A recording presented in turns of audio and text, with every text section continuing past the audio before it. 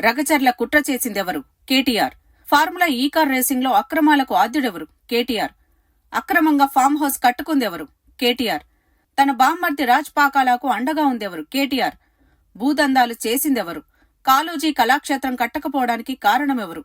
ఇలా ఏ ప్రశ్న అయినా సమాధానం కేటీఆరే అంటున్నారు కాంగ్రెస్ నేతలు, మంత్రులు, సీఎం. ఇలా ప్రతి ఒక్కరూ కేటీఆర్ నామజపం చేస్తున్నారు. ఇదిగో కేటీఆర్ అరెస్ట్, అదిగో కేటీఆర్ అరెస్ట్ అంటూ తెగ ప్రకటనలు చేసేశారు.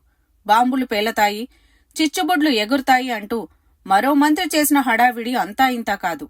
కానీ తీరా ఏమైంది? ఏం కాలేదు. కేటీఆర్ ఇప్పుడు కాంగ్రెస్ నేతలు చేసిన విమర్శలన్నింటినీ తనకు అనుకూలంగా మార్చేసుకున్నారు. హైదరాబాద్ బ్రాండ్ కోసమే ఫార్ములా ఈ రేసింగ్ అంటున్నారు. భాగ్యనగరం కోసం నేనే డబ్బు అడ్జస్ట్ చేయమన్నాను, రూపాయి సొంతంగా వాడుకున్నది లేదని ఓపెన్ గా చెబుతున్నారు. ఫామ్ హౌస్ అక్రమమైతే కూల్చేయండని చెబుతున్నారు. ఇవన్నీ గమనించి కాంగ్రెస్ నేతలు ఇప్పుడు మాట మార్చేశారు.